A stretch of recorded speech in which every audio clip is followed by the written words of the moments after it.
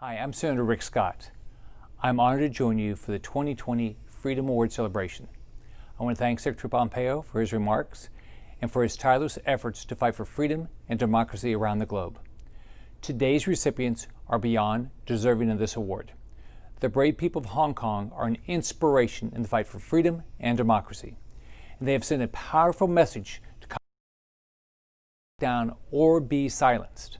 The world is watching, and we must stand together to present a unified front against Communist China's aggression. And the United States will always support fighters like the people of Hong Kong to rise up against injustice and fight for freedom.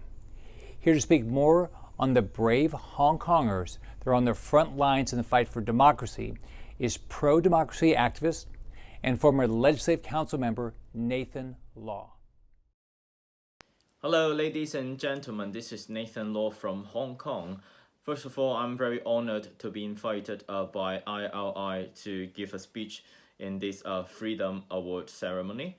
And for me, it means a lot because I think it's very important for now, more than ever, for Hong Kong people to be seen by the world and to have your attention in order to support our cause and our struggle towards freedom. I'm Nathan. I participated in political activism when I was 21 in 2014. I was the student leader of the umbrella movement. Peaceful civil disobedience actions took place in the center of Hong Kong in the fight for democratic election. And after that, I founded Demosisto with my fellow activist Joshua Wong and became the youngest ever elected parliamentarian in Hong Kong at the age of 23 in 2016. After I served the council for almost a year, I was unseated by the Beijing government, and they basically did it by distorting our local system and apply their restriction retrospectively to my condition, and then they kick out people like me that they don't like. A month after I left the council, I was jailed because of my peaceful participation in the umbrella movement. So when the time goes on, 3 months ago, when Hong Kong was implemented the national security law directly from Beijing, I had to flee Hong Kong, and now I am based in London to continue my international advocacy work. For me, it's important to continue my voice as the voice of Hong Kong people and to appeal to the international community to fight for your support. Because for Hong Kong, our struggle has been more than 30 years. 30 years ago, when Hong Kong was negotiating its future after 1997, when Hong Kong was handed back to China by the British government, we were so worried about living under the communist ruling. We thought that that would mean the demolished of our freedom and our democratic accountability, and also that would be a doomsday for capitalist way of life. But after that, the Chinese government promised Hong Kong people that we will enjoy one country, two system, which we preserve our autonomy. We have a different system from the one in mainland China. We have different rule of law, legal system, and the system to govern ourselves. Also, democracy. Democracy is the best way to guarantee that we Hong Kong people are protected by the human rights and freedom.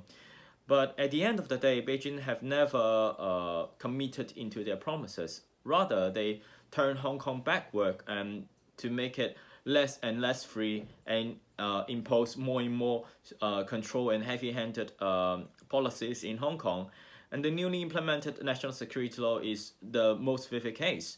Under the law, anyone that the Communist Party doesn't like, they could have a cook-up case on you saying that you're committing acts of treason or secessions or colluding with foreign forces and put you in jail for years. And the maximum penalty would be lifelong sentencing or being extradited back to China. There are already individuals who are arrested under the national security law because they chant certain slogan or display certain leaflets, and that is such a gross violation to our basic human rights and the the loss of our freedom of expression. So for now, other than local protest, the international pressure become more and more important. The world has to come up with a new consensus towards China that it is not going to democratize and be free by themselves. We have to hold them accountable by implementing concrete measures, by showing them that if they continue their human rights violation in their country, they will suffer from consequences, and there will be actions from the Western democracies, no matter it's individual sanctionings on the officials who are accountable for the human rights violation, or sanctions or highest scrutiny of the Chinese enterprise in our country. It's important that we realize the fight for Hong Kong people is not just for Hong Kong people or Chinese people or the Uyghurs in the concentration camp, but it's for the world, because we realize that the expansionist authoritarianism from China could infiltrate into our democracies, and they are much more equipped than the previous communist regime in the last century, and it posed really serious threat to democracy, and they tried to infiltrate and to discredit and dismantle democracy from inside out. So we have to be very aware of this threat, and we have to do it multilaterally and assertively. So I appeal to the international community and also international NGOs that you support our freedom movement, and we all freedom-loving people should stand together and to fight authoritarianism and to safeguard democratic values together.